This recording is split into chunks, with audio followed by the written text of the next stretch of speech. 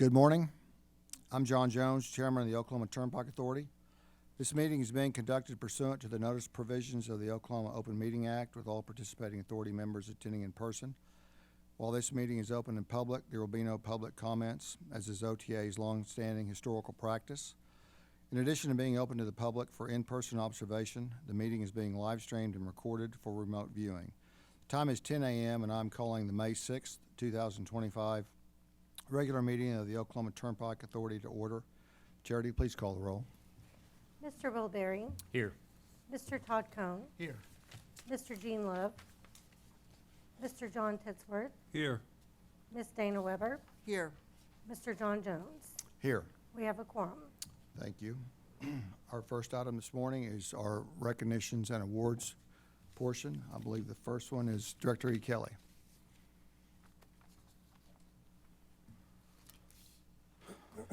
Good morning, Mr. Chairman and board members. Appreciate you being here today. Last month, we did not have our regular board meeting. We canceled it. We just didn't have enough agenda items to constitute bringing everybody in. A thing that happened in April is Work Zone Awareness Month. So I'd like to read a governor's proclamation.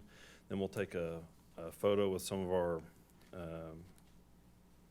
highway folks in front of the podium in just a second. So the governor's, the Oklahoma Work Zone Awareness 2025, Make It Home Safe, Make Oklahoma Safe, governor's proclamation that I'll read now. Whereas the state of Oklahoma is dedicated to providing a strong transportation infrastructure system for travel and commerce on both the local and national levels, and whereas the construction and maintenance of Oklahoma highways, interstates, and turnpikes must often be done while roads are still under traffic, where both motorists and highway workers must share the road, and whereas a work zone can be unexpected and temporary during emergency repairs or crashes, placing crews and responders in direct contact with traffic, and whereas in its history, 73 Oklahoma Department of Transportation and Oklahoma Turnpike Authority employees have been killed in the line of duty, more than any other state agency except the military. And whereas hundreds of collisions occur in work zones annually, and many of these fatalities and injuries were caused by inattentive driving, following too closely, and speeding in construction zones. Tragically, motorists are far more likely to be injured or killed in work zones annually than highway workers.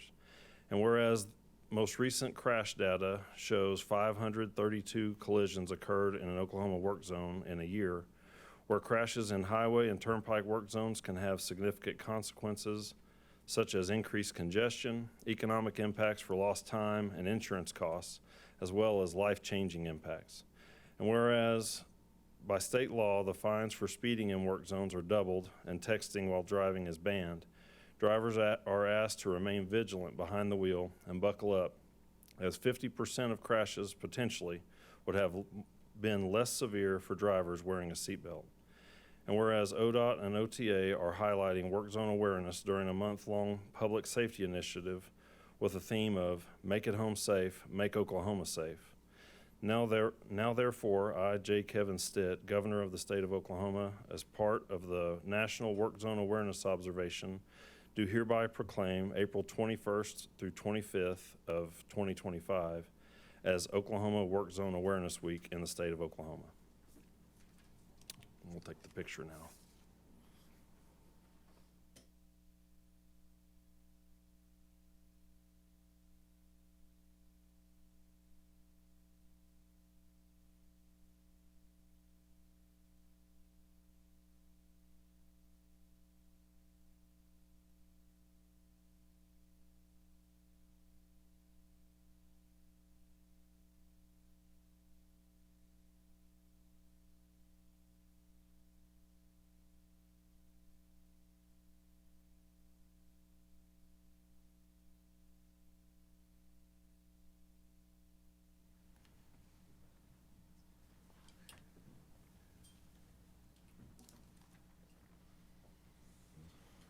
Thank you, Joe. Our next award is LaDann Nelson. Good morning.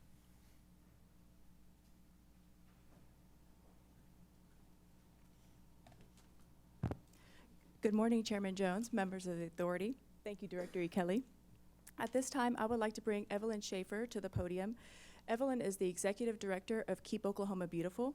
She will be presenting an award on behalf of Keep America Beautiful to the OTA.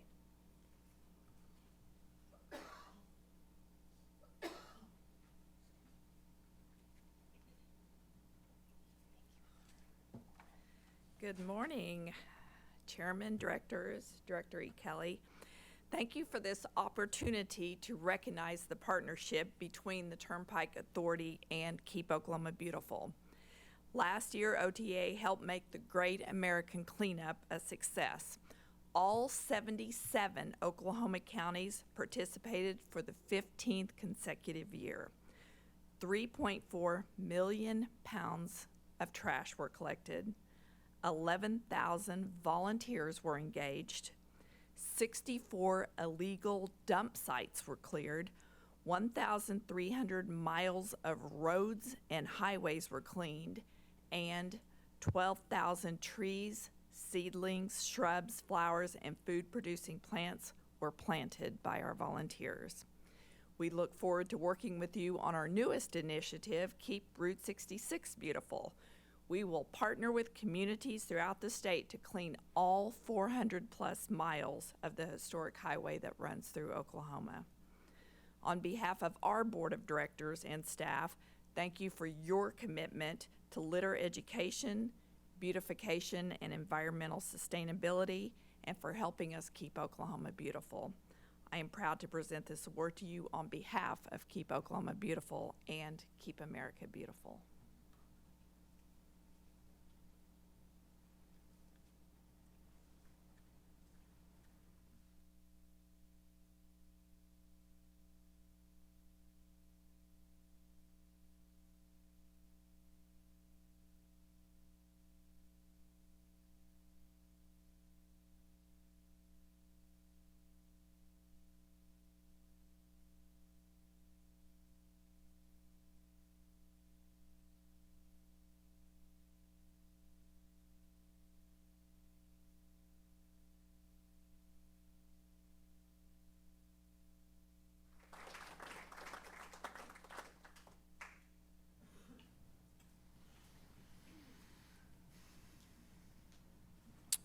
Thank you, LaDanne. Our next award is Joni Seymour. Good morning, Joni. Good morning, Chairman Jones, members of the authority. At the end of March, Forvis, our independent external auditors, completed their audit of the OTA's financial statements for the year ending December 31st, 2024. Forvis conducted their required communication to those charged with governance, the OTA's audit committee, and issued their unqualified opinions. These opinions are included in the OTA's 2024 Annual Comprehensive Financial Report, also known as the ACFR, which were distributed to meet trust-required deadlines. This latest version of the ACFR is now available online. As is our practice, OTA annually submits the completed ACFR to GFOA, which stands for Government Finance Officers Association for the United States and Canada, for review in GFOA's program for the Certificate of Achievement for Excellence in Financial Reporting. A Certificate of Achievement is awarded for reports that are easily readable, efficiently organized, satisfy generally accepted accounting principles, and meet applicable legal requirements. It is my pleasure to share with you that for the 34th consecutive year, the OTA has been awarded the Certificate of Achievement for Excellence in Financial Reporting for the December 31st, 2023 ACFR. This is the highest form of recognition in the area of governmental accounting and financial reporting. The GFOA states in its press release regarding this award that the report was judged by an impartial panel to meet the high standards of the program, including demonstration of a constructive spirit of full disclosure to clearly communicate its financial story and motivate users to read it. We are blessed at OTA to have a team of dedicated professionals who make the annual publication of the ACFR possible. The caliber of these professionals enable the OTA to repeatedly meet the high standards of this financial reporting program. While public perception equates the winner as the long as the time-long hours are spent to keep our roadways safe. For the Comptroller Division, the winter means the ACFR team is working long hours to support the auditors and develop the ACFR by the deadlines prescribed. We are so proud of our Comptroller Division, and I would like to ask our CFO, Julie Porter, our Comptroller, Micah Gardner, and Assistant Comptrollers, Bridget and Mitzi, to join Joe and I up here to receive recognition for this outstanding achievement. OTA's executive team sincerely appreciates Micah's leadership and her team's dedication to ensuring our financial statements are accurate, complete, and meet our extremely high standards of transparency and accountability.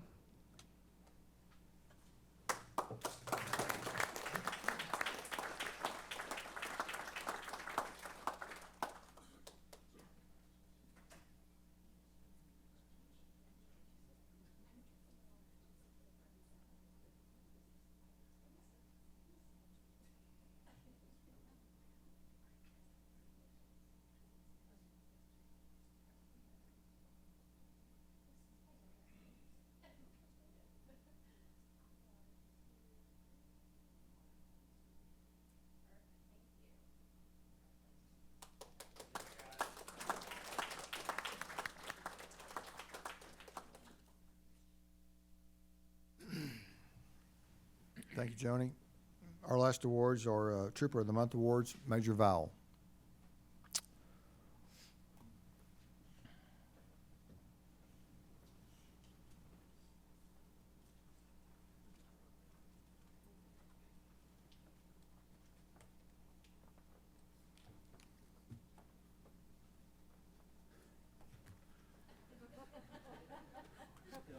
There you go. Mike's been here before. Chairman, board members, Director E. Kelly, thank you for letting us be here today. I'd like to recognize the actions of Trooper Alex Wilson for what he did on the Will Rogers in January. We have with us his commander, Captain Mike Yelton, here in attendance as well.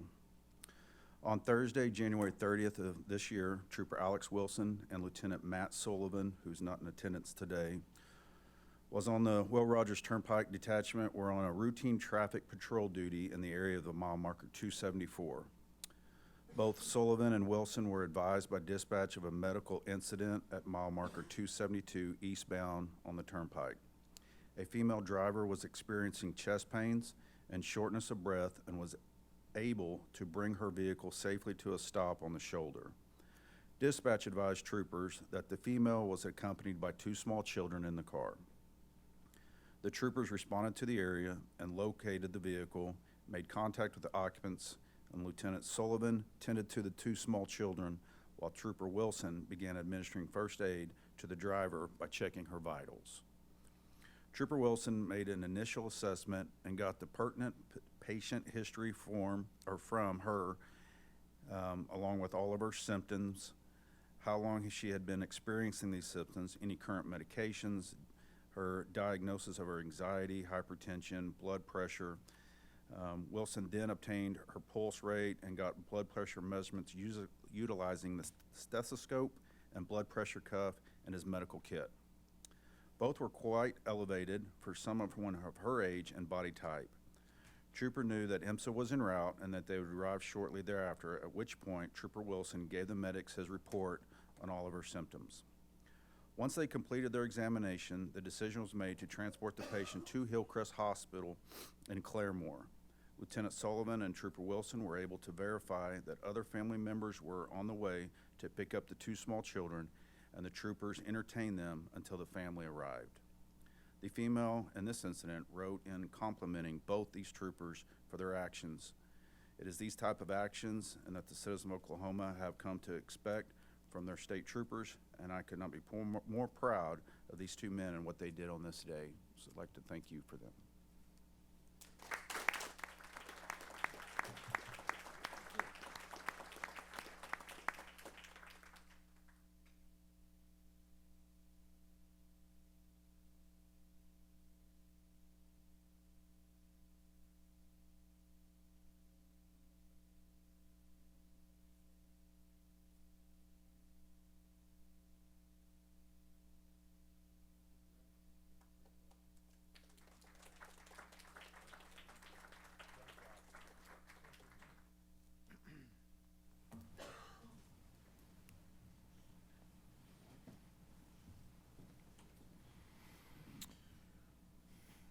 I believe all board members have been provided copies of the minutes of our meeting of March 4th, 2025. I ask for a motion for approval of the minutes. So moved. Second? Second. Thanks, Dana. Please vote appropriately.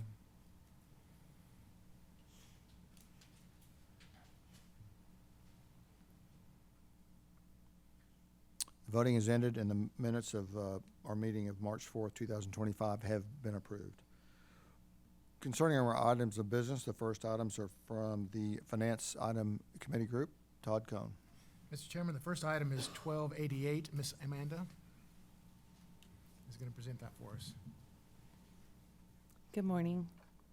Submitted for the consideration and approval of the authority is a request to authorize the director to negotiate and execute separate master agreements and task orders to be issued thereunder for general technology consultant services with the firms Alpha 2X LLC, Atkins Realis USA Incorporated, Fagan Consulting LLC, Gannett Fleming Incorporated, Guidehouse Incorporated, HNTB Corporation, LJA Engineering Incorporated, Milligan Partners LLC, North Highland Company LLC, Ryzen Solutions, RS&H Incorporated, and Rummel, Klepper, and Call LLP, RK&K. The initial term for each agreement shall be 2 years, commencing June 1st, 2025, and ending May 31st, 2027. The agreements will also include 3 one-year extensions with mutual agreement. The task orders issued under these separate agreements shall not exceed a combined aggregate amount of $3.5 million. Staff has reviewed the above item and recommend for approval. Any questions? Can you just give us a quick kind of summary of how we arrived at these companies and the process that we went through?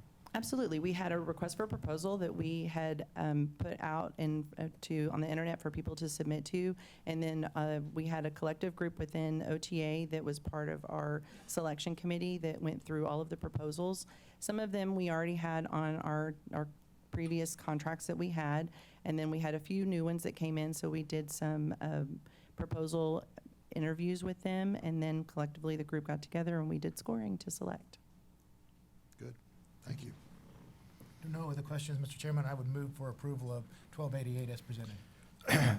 Thank you. We have a motion for approval of item 1288. Do we have a second? Second. Thank you, Ms. Weber. Please vote appropriately.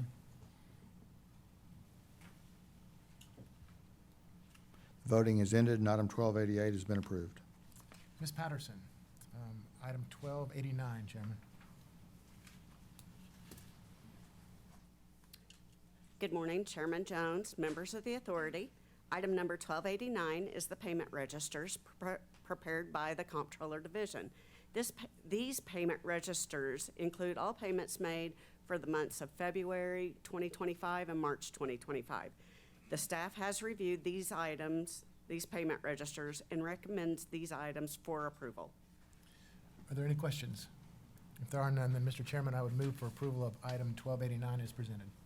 Thank you. We have a motion for approval of item 1289. Do we have a second? Second. Thanks, Ms. Weber. Please vote appropriately.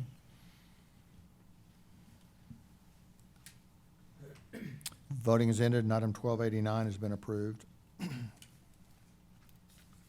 Next items of business are the engineering and construction items. Vice Chairman Barry. Thank you, Chairman Jones. First item is 1290, which will be presented by Mr. Garter.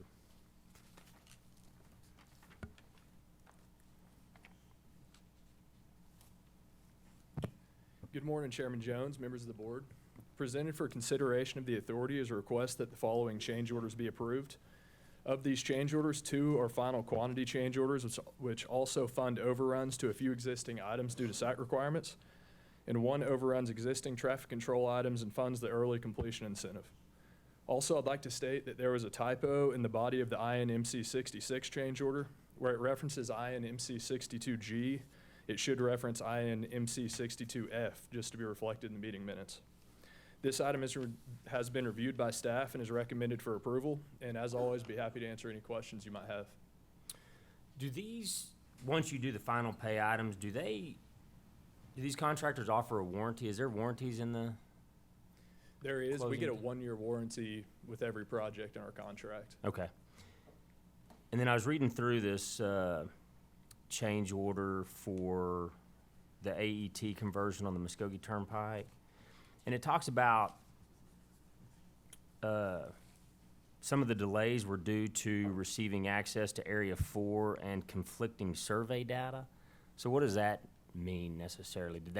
So is the surveying under the contractor, or is that under us? So both. The design survey and the plans, there were some errors in that. So there was a little bit of back and forth to get those redesigned and revised. And after that time, they had to complete final grading. And it's kind of a snowball effect on these AET projects. If you Yeah. have a minor hiccup like that, it can delay the turnover to TransCore, which will take, then they still have to do testing, integration, and all that of the tolling equipment, which can also push back the conversion date of that area. And the way these projects are set up with milestones, it snowballs itself a little bit whenever you have something like that. Okay. Are there any other questions? If not, I make a motion that we approve item 1290 as presented. Thank you, Mr. Berry. We have approval for item 1290. Do we have a second? Second. We have a second. Please vote appropriately.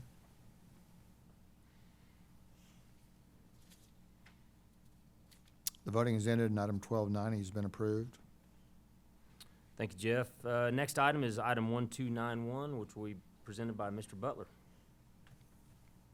Thank you, Mr. Berry. Good morning, Mr. Chairman, members of the board. Good to see everyone this morning. Engineering Division has one item we'd like to present for consideration here this morning. That's item, again, 1291. This item is an on-demand design contract modification. This is for the Access Bond Program. This is contract OLS-04. Again, that's the contract number. There are 8 projects associated with this contract. This contract modifications provide compensation for additional engineering services for the respective Access Bond Program projects. This change will increase the consultant's not-to-exceed contract amount to include additional contract milestones on select projects. Project milestones include planned stages of 30%, 60%, 90%, 100%, PS&E, bidding phase, construction services, and project completion documentation, including as-built plans. Again, as you can see there are 8 projects associated with this contract. There are 3 of these projects that is the lion's share of the request for the additional funding. That's the 3rd project on the list there, which is T26003. This is Turner widening there from the Kickapoo Turnpike interchange and then east about 5 miles. We've also got the 2 JKT projects, which are new to the Access Bond Program. This is JKT 30603B and JKT 30703A. These are associated with some of our congestion issues with the Paycom business there. This will make some modifications at Council Road and Rockwell, and also on the westbound frontage road there for Memorial. The amount due under this modification number 4 shall not exceed $5,805,650 for these additional engineering services, and the revised contract amounts are not to exceed of $21,832,470. Staff's reviewed this item. We recommend approval and happy to answer any questions. I'm glad to see that the Turner has the bulk of the job here. Yes, sir. Any other questions for Mr. Butler? If not, I make a motion that we approve item 1291 as presented. Thank you. We have a motion for approval of item 1291. Do we have a second? Second. Thank you, Mr. Cohen. Please vote appropriately.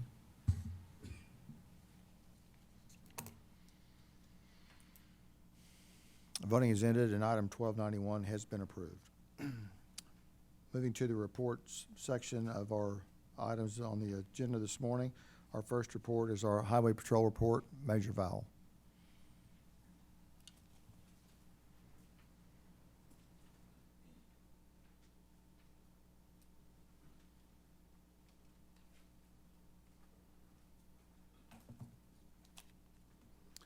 Okay, Chairman, members of the authority, for the month of March, our Turnpike troopers made just under 5,000 violator contacts, assisted with 856 motorist assists, investigated 148 motor vehicle collisions.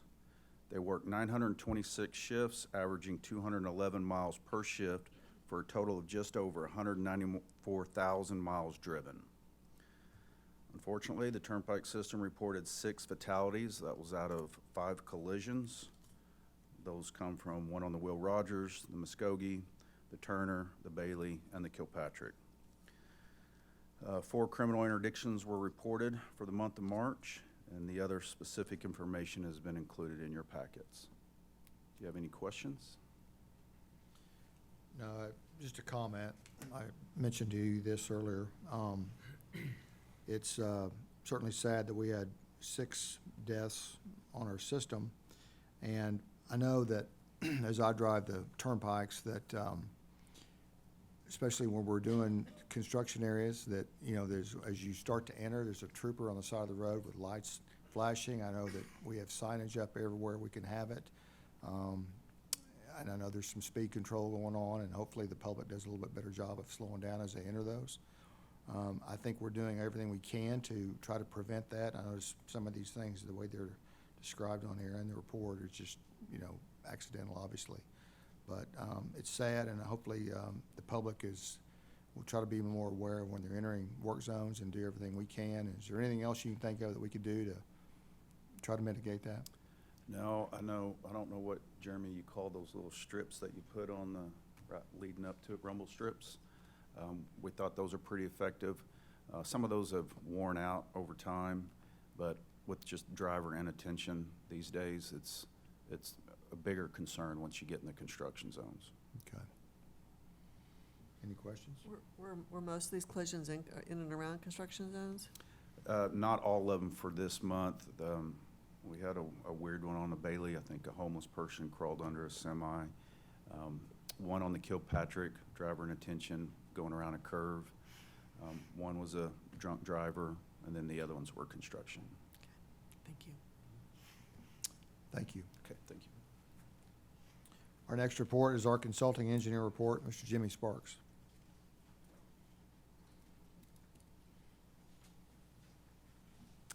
Good morning, Chairman Jones, members of the authority, Director E. Kelly. Concerning the trust required services, we're nearing completion with the inspection of the bridges due in 2025. We do look at every bridge on the system every year, but half of them are due for updated inspection date to the FHWA, so those are nearing completion, and our culvert and pavement inspections are underway. As a consulting engineer, we are kind of in a constant state of review of the system and the improvements, both in the capital plan improvements and bond programs. And I speak a lot about the reserve maintenance program and the reinvestment amounts that the Turnpike puts back in. And Jeff Garter presented 3 change orders that were all related to AET conversions. And a lot of times we speak of our reinvestment in pavement rehabilitations and bridge rehabilitations, but the AET conversions, I think I've got more positive comments from, you know, friends, colleagues, all that, about just the clarity and safety in certainly our under-bridge tolling points like Walters. They're so much easier to navigate now, so much less confusion. So, you know, the whole goal of it is to keep our roads safer and it's part of the, you know, safe transportation system statewide. So just wanted to point that out. In March, our engineers checked 66 special overloads, and that number increased to 97 in April. So we're just seeing a lot of special overloads traveling the Turnpike systems. That number continues to rise. Our April report had no special inspections, but in the March report, I mentioned verbally, in the March authority meeting, I should say, and then the April report you received was the full report of the 2 John Kilpatrick bridges that were hit out on the west side, Sarah Road and Northwest 23rd Street. We've completed the design of the repairs of those 2 bridges. The Sarah Road Bridge ended up just being concrete patching, and then the 23rd Street Bridge that had some broken strands, the design calls for splicing 5 strands on 2 different beams, and those are currently scheduled to open on June 19th. Our capital plan summary is in our monthly report as always, and I'm happy to answer any questions. Hey, Jimmy. Driving back from Bristow yesterday, I noticed in the new section of the 6-lane, so almost to Kellyville, let's just say, there's a couple of, I don't know, areas that look like the pavement had failed. Is that, I say failed, maybe it was a patch already, but is that due to freeze thaw, or what are the other possibilities of that concrete failing? I mean, that's certainly one of them. When you have a crack that something cracks. Also, you could have subgrade failure on that. I don't, certainly curious about that one in particular. Well, I mean, there was, but I just noticed them yesterday as I was driving back, and I was like, well, God, this is a pretty fresh road. I say fresh, 3 years, 2 years, whatever that case may be. yeah. And I didn't know what that rate was, and I guess that's why I asked about the warranty. And how do you determine what's a warranty item? But if it's only 1 year, then they're out of that. And then if it's isolated, you certainly look at what maintenance can handle, and Okay. Jeremy and crew, they can do a lot in-house. We also have contracts with some other, on-demand contracts, I guess, through the maintenance system, through the state contracts, to come in and do isolated pavement panel repairs that for that. So, and then obviously if it gets to be a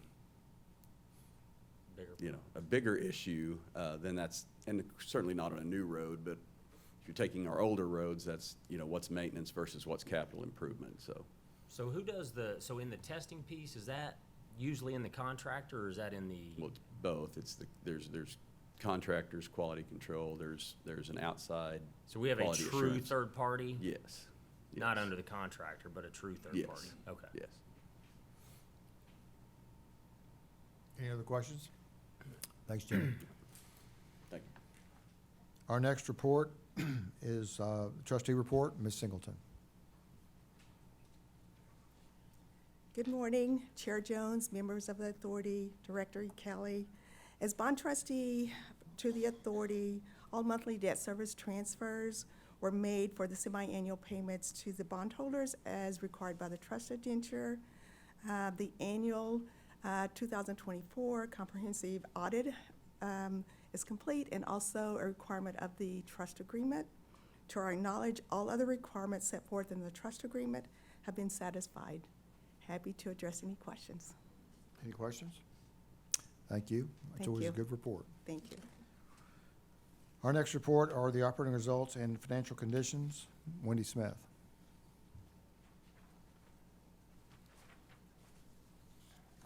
Chairman Jones, members of the authority, Director E. Kelly. Net toll revenues for March 2025 on the Turnpike system reported at $43.8 million, an increase as compared to March of 2024. Total transactions stayed relatively flat as compared to last year, and additionally, year-to-date toll revenues continue to outpace the budgeted projections by 9%, which we're pretty happy about. The OTA continues to maintain the conservative approach to spending, and right now we're about 23.6% under the 25 operating and maintenance budget. We also continue to achieve and exceed our trust-required debt service ratios. The Gilcrease transactions continue to look good. It's been open now for almost 2.5 years, and currently the traffic has stayed strong with about 125 vehicles per day on weekdays traveling on the Turnpike and 21,295 vehicles using the Turnpike on weekends. And I'll take any questions. So you haven't seen any downturn since they opened up? Gilcrease? No, Or at since all? they opened up, what is that, 44 going to downtown Tulsa? Not yet. No. So, yeah, we definitely, I don't think that's mine. We definitely are keeping an eye on everything, though. We've got a good traffic staff that takes a look at everything. Any other questions? Thanks, Wendy. Okay, thanks. The next report, is the Director Report, Director E. Kelly.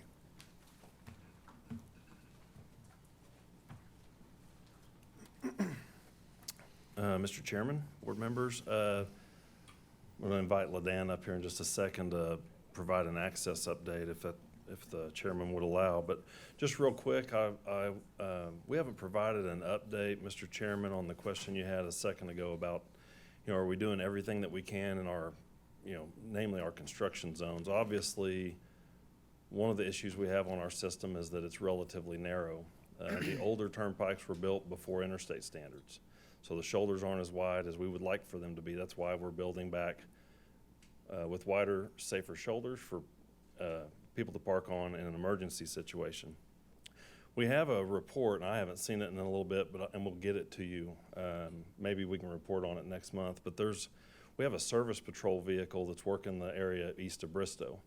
So that project is 6 miles long, Jeff, is that correct? Yeah, so when we have heavy traffic in an area where we've narrowed it, and in some cases you're driving between two barrier walls where there's no place to pull over in an emergency. So you get a flat tire, your vehicle breaks down for whatever reason, there's no place to go. So we've got a vehicle that's third party that we have contracted with that's out there providing, they carry the minimums, right? You know, they carry some fuel, both diesel and gas, ether, so they can get a diesel started again.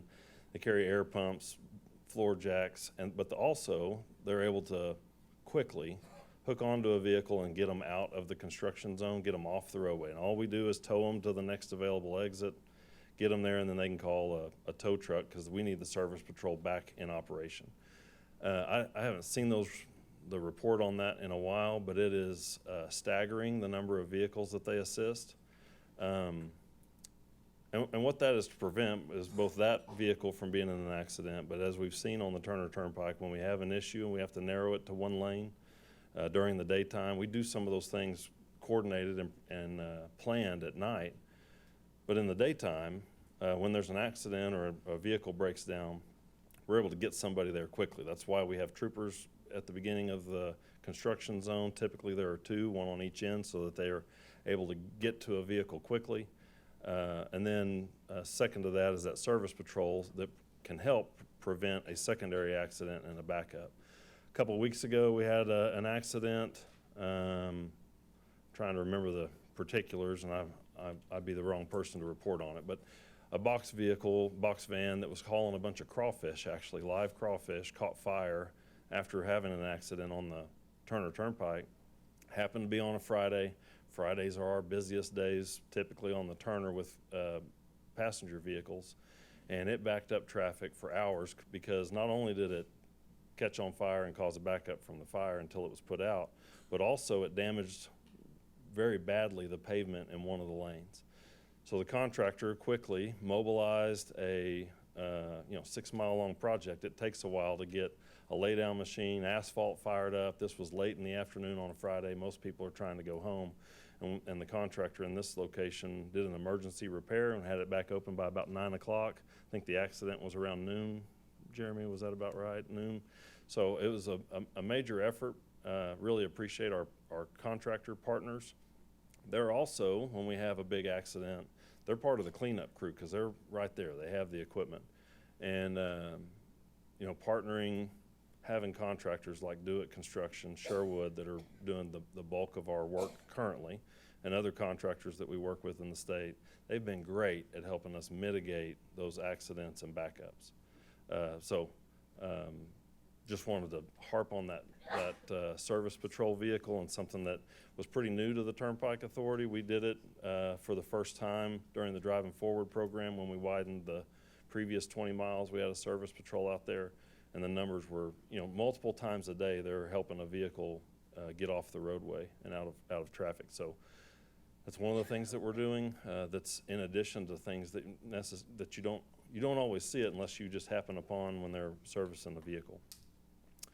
So LaDan is going to give, if you'll allow, a very good update on the access program, just where we are with all of the construction projects, if you don't mind. So, Joe? Yes, sir. Real quickly while we're on this topic, and Measure Val's comments, let's review if the rumble strip situation needs to be examined, replaced, if that is a deterrent to possibly people slowing down, or if it helps them slow down. Let's look at that situation. If they need to be replaced, let's make sure we're doing that. Yeah, and LaDan can probably provide a little bit better information on that. It's temporary, it's in the lane, it's stuck down, and the rain has given us some problems with that. And the heavy traffic, obviously. It's tracking it up and kicking it to the shoulder. I saw it was like that this morning. It's raining again, obviously, today, but we've, I think, ordered some more LaDan, so those will be installed. And we're putting those, that was innovative. We haven't used those, I don't think, in the state before. ODOT is looking at using it on 412 at the Route 66 interchange up by Catoosa. And we're trying to get some more for that location as well. So I just want to make sure we're doing all we can to address the issue and make sure that the public is aware, if they're inattentive, that they're entering something and gets Yes. their attention on what they should be focused on. Yes, sir. Good. Look forward to hearing LaDan's report.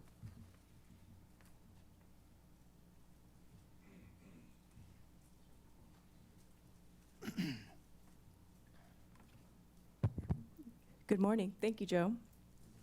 I am thrilled to provide the next Access Quarterly update. The teams have been working very diligently, and we have great progress throughout the program, and I want to capture some of the highlights that we have been doing this quarter.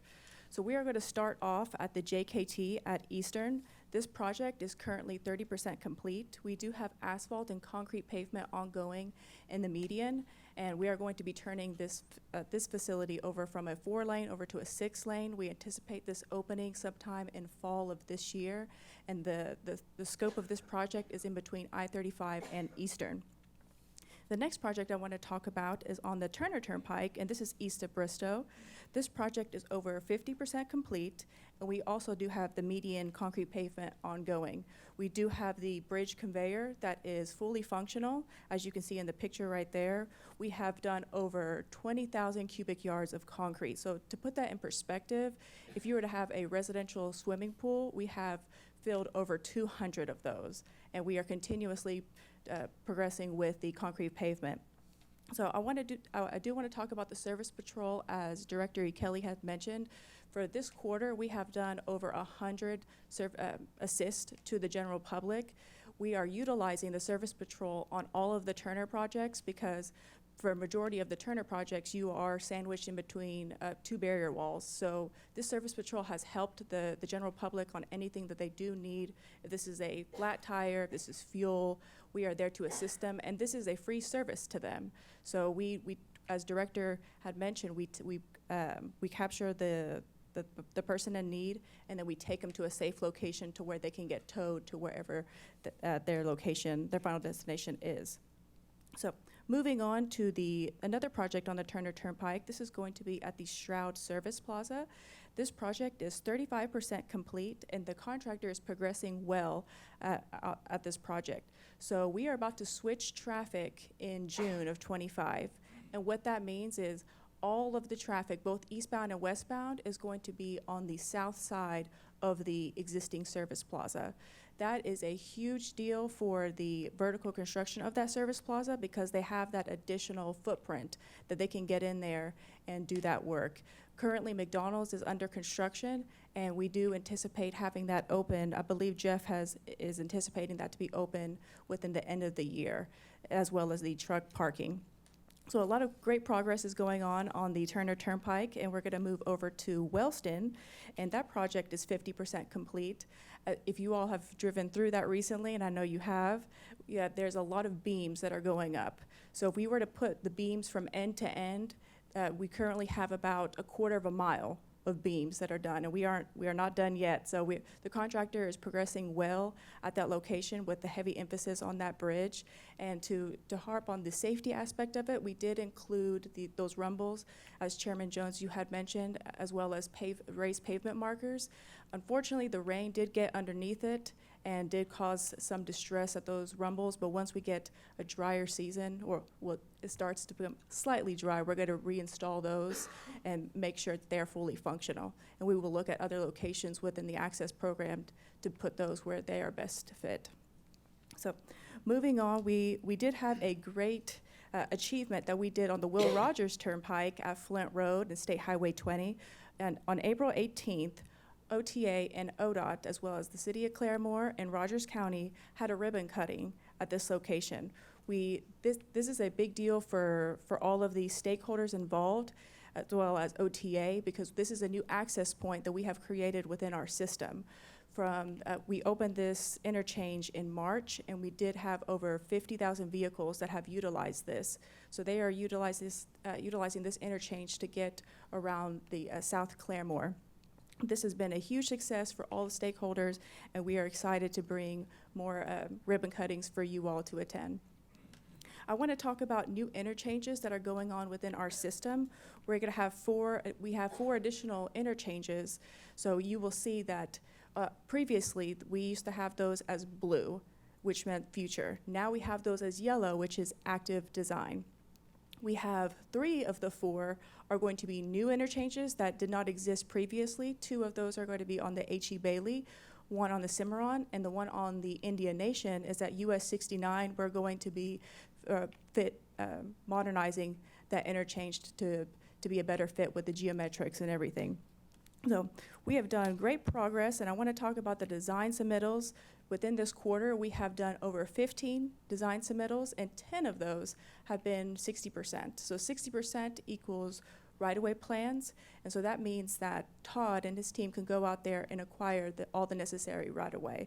So I want to give a great shout out to Todd, Darren, and all of our designers for all their hard work, because to have 15 submittals within the quarter is a big deal and great progress. Next we have is the Creek Turnpike at Hakey Creek. I know, Ms. Weber, you had mentioned that your grandson does enjoy that project. Well, he only has it until about June, because we are going to be letting that project in June this year. So if you were to go to the accessoklahoma.com website, if you click on that project, you will see that we have added a new feature. And what that new feature is that we have those 60% plans. Those 60% plans were asked by the contracting community to help provide them information to where they can give us feedback, and we can take any feedback and add it to the plan. So it just helps with like bidding purposes, and they know what type of scope they're going to be anticipating with each project. So we are very excited about that progress. The next item we do have is the 3D rendering. So we have a design consultant that came up to us and proposed this 3D rendering. This is the first of its kind within the state, so no one has done this, and OTA is going to be the first. This is going to be a joint venture between ODOT and OTA, because this is going to be at I-35 at the east-west connector. On the screen, you're going to see an example of what was utilized, that the designer had utilized near Pittsburgh. So we are going to have something very similar to this, but it's going to be of the scale of I-35, and it's going to show all phases of how all those flyovers are going to be tying into I-35, and we're going to utilize that 3D model to ensure that there's no clash detections and minimize any impacts to the heavily congested I-35. So this is going to help out that corridor and the project as a whole. Next, we do have the Access website. We have updated our letting schedule. The contracting community had asked us for a 5-year letting schedule. So previously on our capital plan, we did have about a 1 to 2 year letting schedule with Access, because there's going to be a heavy workload. We have now displayed a 5-year letting schedule. So that will help all of the contractors anticipate all the workload, and they can factor that in with anything that ODOT is letting, or any of the cities or the counties. So this is a very proactive measure for us to give that information over to them, as well as a beam list. We have been in contact with fabricators, and the beam fabricators have asked us for information to help them so they can prep and get ready for the upcoming scope of work. So all of that information is available on the Access website. Another item we do have is the public meetings for the South Extension Turnpike. We will be having 2 events, one in Norman and one in Purcell. Both of them are going to be in mid-May. We do heavily encourage the Cleveland and McLean County residents to attend these meetings and to help provide us information at that time.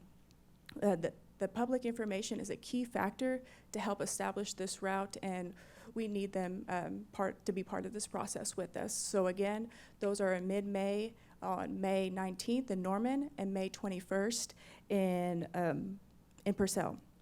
And unfortunately, if they are not able to attend, they can always send any of their questions, comments to the accessoklahoma.com website, or they can call the number or email any of their information with the information on the screens. So I will be happy to answer any questions that you all may have for me at this time. LaDan, you were talking about the 3D modeling and talking about our ability to use that to help us make sure the designs are going to work and so forth, which I think is really exciting and wonderful.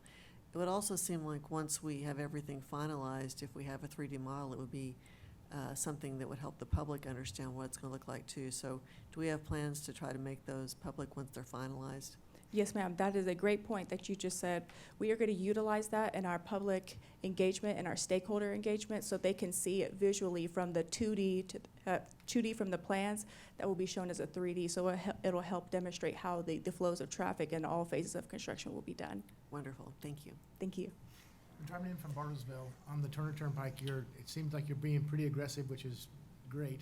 Do we have any idea as to when we'll finish that up? From start to finish? For the whole turnpike, within the next 10 years, it will be complete. Any other questions? Thanks, LaDan. Thank you.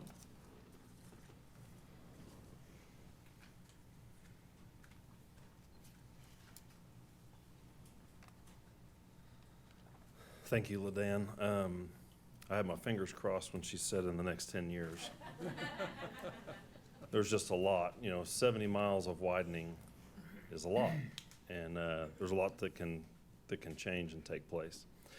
So thank you again, LaDan, for that update. Again, we're going to try to do an update like that quarterly. I think the photos tell the story for the people that don't necessarily drive the turnpikes that are under construction routinely. At least you get an idea of what's going on.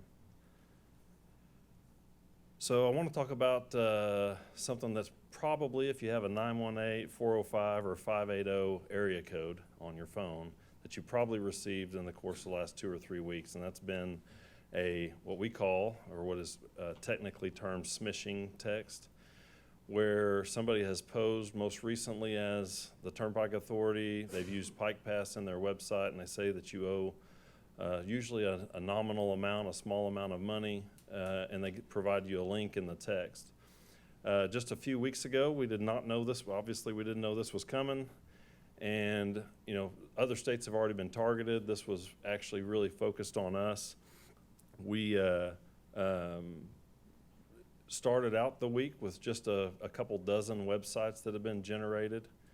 And by Tuesday, I think that about 100 more websites have been generated, and they continued that, these bad actors.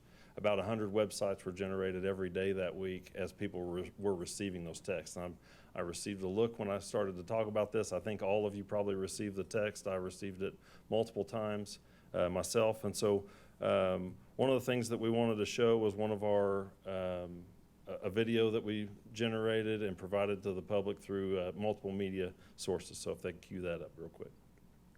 Getting texts about unpaid tolls? These are likely scams. Delete suspicious texts immediately and mark them as spam. When in doubt, check your Pike Pass or Plate Pay account status. If you click a link, secure your personal account and report the scam online. Stay vigilant on and off the road. So that's just one of the things that we did. We have been posting, I think there's another slide that shows all the different ways that we've been attacking this, having to do with, I think by the end of the week, there were over 400 different websites that have been generated. We've been working directly with the FBI. There's a coalition of Turnpike Authority security officers. I'm gonna point to Paul Caesar here and his team that have been working directly with them to get these sites removed, to get them taken down. In some cases, they were able to do that in hours. In some cases, it takes a couple of days if they're hosted in a foreign country. We've done lots of social media posts about it. Did a lot of live news interviews about it, actually, live and recorded news interviews about it. Lots of print media also ran stories on it. This is really targeting the elderly, the people that would fall for these smishing type texts.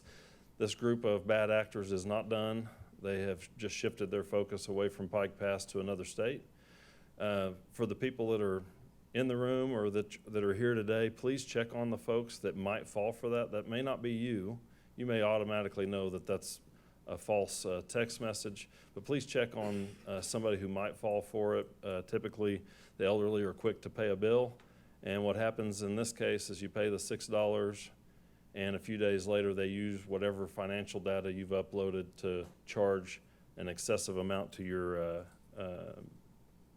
credit card or to your bank account. The fastest way to report these is to highlight the text and copy it on your phone and then forward it to 7726. This goes straight to the FTC. They'll respond back immediately and say, where did you know, what is the site that you received this from? A lot of them that I received were from, a couple were from phone numbers, and then it shifted over to getting them from email addresses. You just go into your text message, highlight that, copy and paste it, and text that to them, and they'll immediately investigate it. And that's actually the fastest way to get it reported. I had people who were sending texts that they were receiving, sending them to me. I was forwarding them to Paul, and then Paul was doing the exact same thing, sending them over to the Federal Trade Commission. So people can do that themselves. This caused a lot of stress on our system. And we received over 30,000 contacts in about a 2-week time frame, both through phone calls, people calling Pike Pass, or our website, email, and then people walking into our customer service stores. Caused a lot of issue and backup on the phone. So usually, I recommend this to anybody. If you want to call Pike Pass, or if you want to call any customer service, you should try to call on Tuesday, Wednesday, or Thursday. Particularly Wednesday. That's usually when call volume is the least. People wait over the weekend and call on Monday, so call volume's typically high on Monday, typically high on Friday, because they're trying to get it done before the weekend. That's across, I think, most call centers. For us, we hit the highest call volume we'd ever had after this smishing text went out, or were going out, and it happened on a Wednesday. And I think we had almost 2,600 phone calls, just phone calls, about the text scam on a Wednesday 2 weeks ago. At the same time, the line was out the door at all of our customer service centers, where people were just walking in and holding their phone up and saying, says I owe you a toll, I couldn't get through on the phone, so I just drove down. So it really caused some backup on our system. Yesterday, the last couple of days, the call volume's been down to a couple hundred. We hope it continues to trend down. We recommend that anybody who has a question about whether you owe a Pike Pass, something on your Pike Pass, to visit your account online. If you think you owe a plate pay toll, get on platepay.com. You can search by your license plate and see if you owe a toll through one of our websites, and do not click on a link that's sent in a text message. OTA does not text. I text, but I will not text a customer. When somebody's waiting online and calling us, is there a waiting message that tells them about this, so that maybe that will get some of the calls to drop? So, Nandi, you want to come up and address that? Nandi will know absolutely best. I don't want to.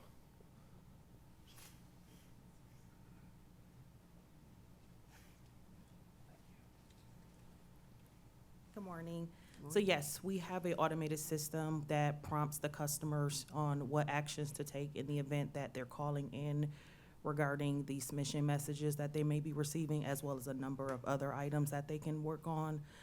Generally, we like to advise the customers to check their online account services before trying to process any payments. But in the event that our call volume is extremely high, there is also another message that the customers will receive letting them know about the high call volumes. And is the information about the 7726 and all of that readily accessible on our website, so people know what to do with this information? Yes, so not only is it usually when you access the website, there's a little alert section. There's actually another portion of the website that's dedicated strictly for the smishing, so it provides the customer all of the available information. And then typically when they contact us and they speak with an individual in the store, we also give them that option to locate that information on the website as well. Thank you. I've had people ask me about this, and I've had some comments about people going to the service centers in person. And Joe talked about, a wait of time. Are we doing anything on the exterior of the doors or anything, putting up posters about this information? Yes. So they can see it, not necessarily have to be out there as long as it may take? Yes, so I would say roughly maybe about a month or so now, we actually made certain that we had several notices available in our locations. What we're actually seeing is the customer just needs that confirmation. Yep. So despite us having that, they just want to have that personal interaction. We actually just launched an initiative earlier last week, or late last week, my apologies, where we have postcards that we're going to have available in our LSFs, or our limited service facilities, as well as our retail store. So every customer that comes into a direct store, they're going to leave with some information, so that way that can help spread the word to their loved ones as well. Sound like we're doing all that we can. Yes, That's good. Thank you. thank you.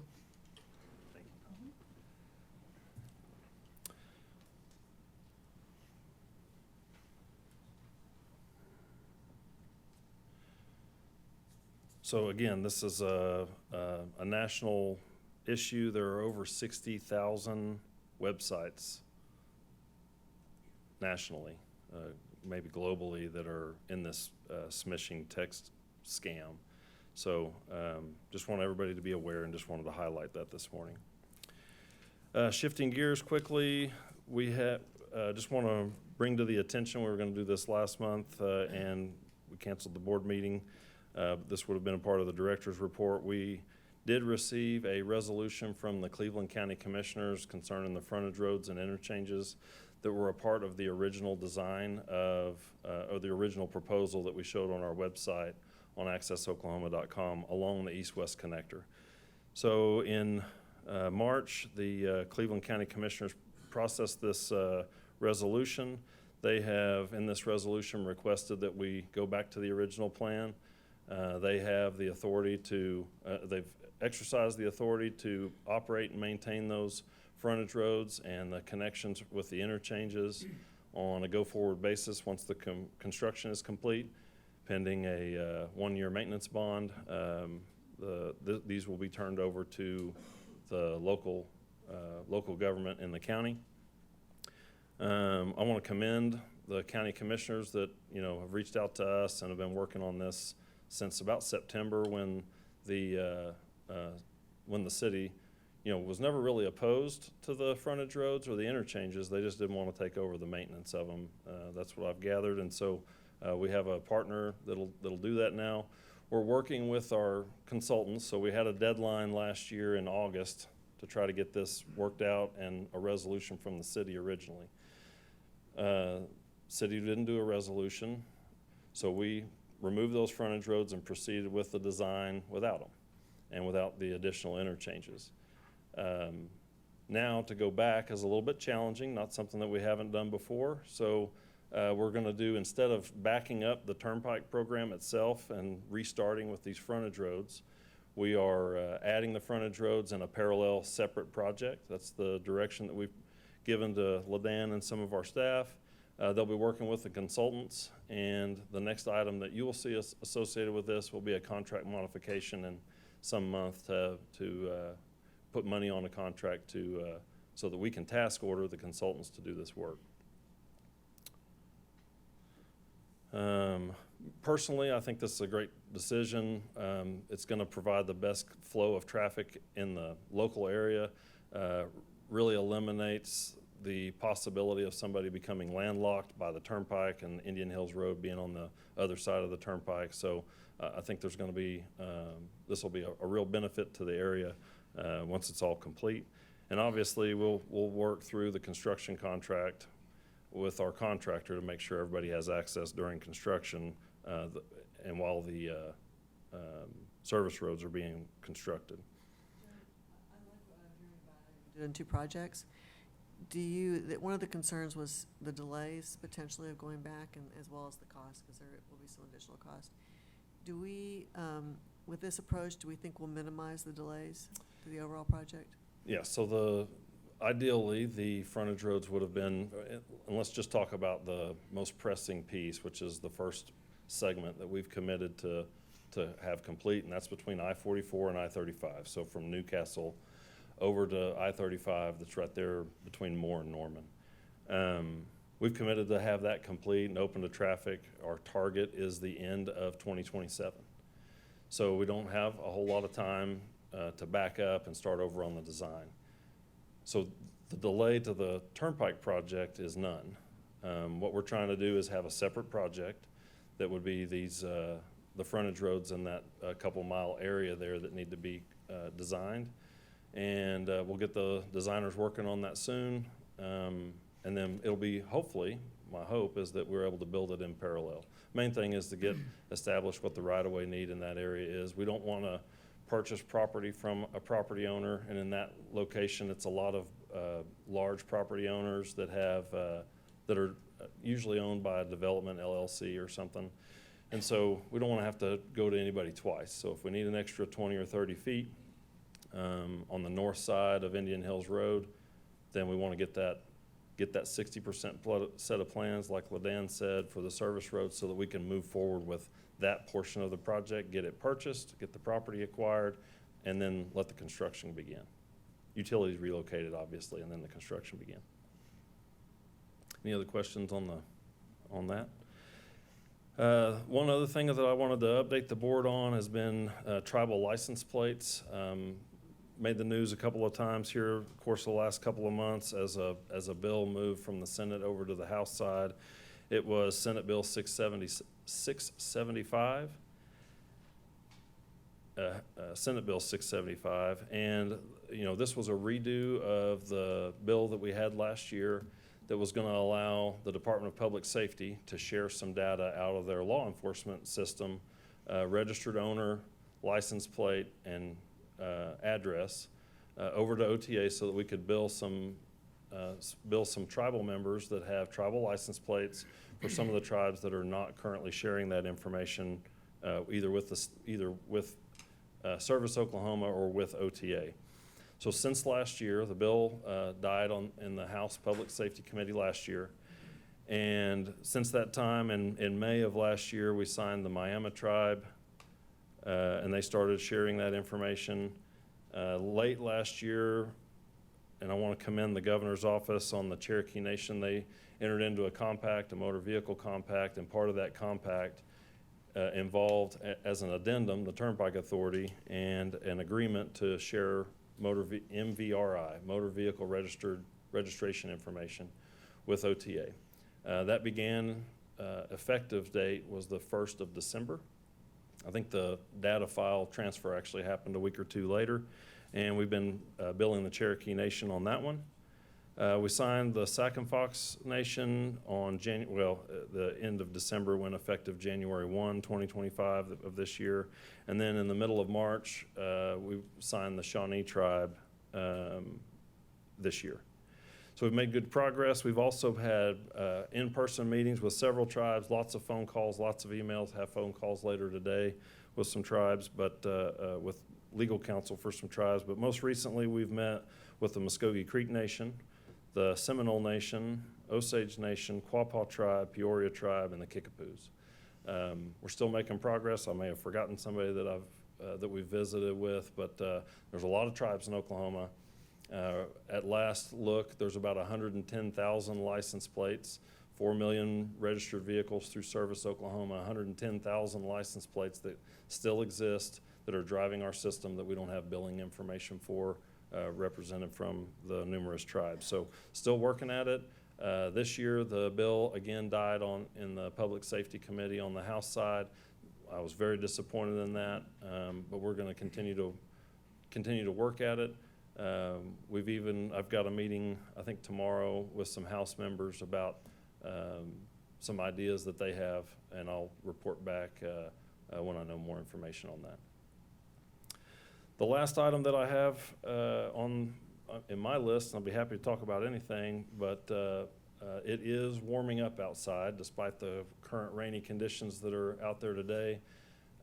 As a former motorcycle rider, emphasis on former, as a former motorcycle rider, I would encourage everyone to please pay attention and look out for motorcycles. Ultimately, safe driving and riding practices and cooperation from everybody that's on the road, all the road users, will help reduce the number of fatalities and injuries on our highways.